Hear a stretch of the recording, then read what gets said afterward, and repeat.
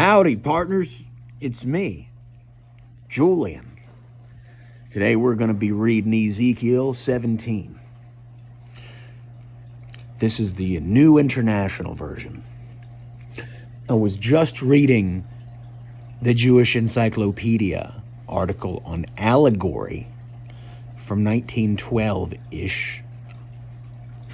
And it had made reference to this chapter. So let us see. It said that Babylon here is an eagle, and that David and his house are a cedar. The word of God came to me. Son of man, set forth an allegory and tell it to the Israelites as a parable. Say to them, this is what the sovereign Lord says.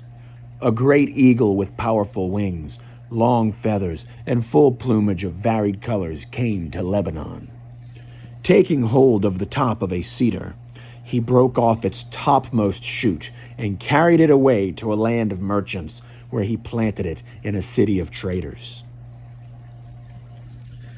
Okay, so, cedar. What is the topmost part of anything in Hebrew? It's the resh. Resh is the head. The topmost part is the head. So we're talking about David, right? We're talking about David is the cedar, and then the eagle comes, takes off its head, broke off the head and carried it away to a land of merchants, and planted it in a city of traders. The head, the resh, Jesus Christ. He's the head, wouldn't you say? Paul says that just as man is the head of woman, Christ is the head of man. So, Christ, Perito! Pero. Christ was, which is what? What is Christ? Logic incarnate. So the capacity for being logical, the logical faculty was broken off of the top of David and planted among merchants in a city of traders. Okay, so they possess the head. Now it's the merchants who possess the head, the logic incarnate, the Eben, which is the cornerstone. Okay, and I'm walking around now. Benito, ven aquí. Ben. He was scratching at the door a little bit ago, and now he's harassing the cats. He took one of the seedlings of the land and put it in fertile soil. He planted it like a willow by abundant water, and it sprouted and became a low spreading vine. Its branches turned toward him, but its roots remained under it. So it became a vine and produced branches and put out leafy boughs. That's remarkable. Okay, a few minutes ago, I made a video about David the cedar, thinking about how phonetically CEDAR is the same as SEEDER. I was thinking about how the resh is the nun, right? Jesus Christ, the head, is also the seed. He is the seed, which is the letter nun, which is an ancient Hebrew letter. It's a drawing of a seed with a root. See, he took one of the seedlings of the land and put it in fertile soil. How do you produce fertile soil? Through patience and forgiveness and bearing the grace of God to people, because we are the soil.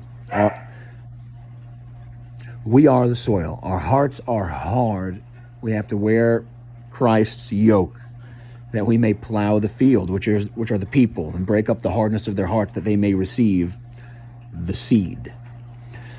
He planted it like a willow by abundant water, and it sprouted and became a low spreading vine.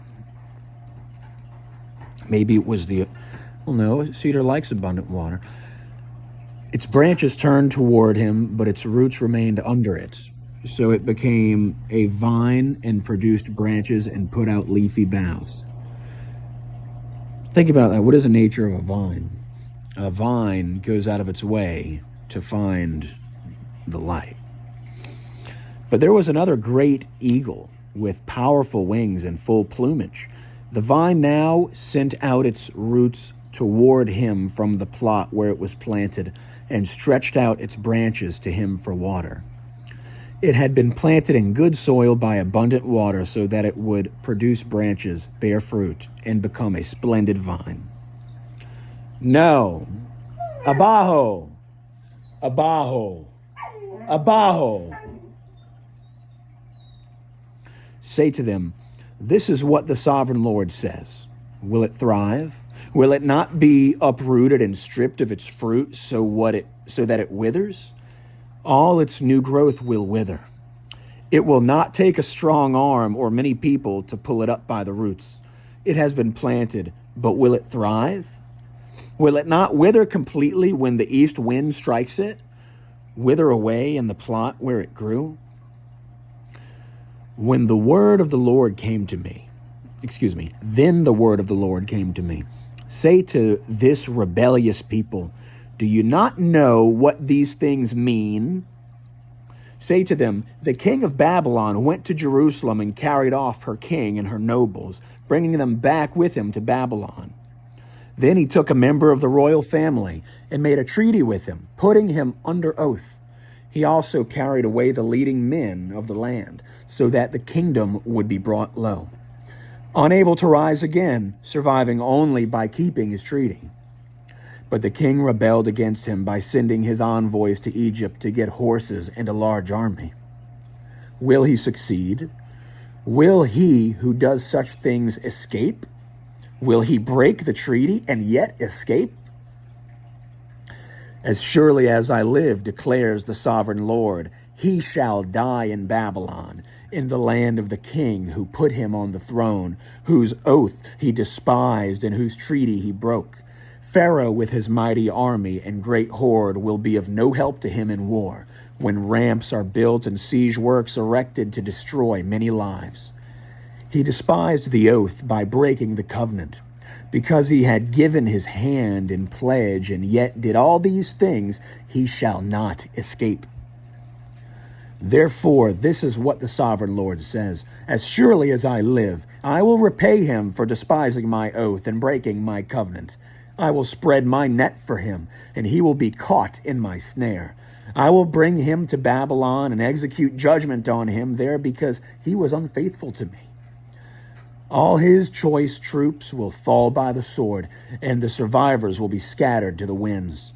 Then you will know that I, the Lord, have spoken. This is what the sovereign Lord says. I myself will take a shoot from the very top of a cedar and plant it. I will break off a tender sprig from its topmost shoots and plant it on a high and lofty mountain. On the mountain heights of Israel I will plant it. It will produce branches and bear fruit and become a splendid cedar. Birds of every kind will nest in it. They will find shelter in the shade of its branches. All the trees of all the forest will know that I, the Lord, bring down the tall tree and make the low tree grow tall. I dry up the green tree and make the dry tree flourish. I, the Lord, have spoken, and I will do it.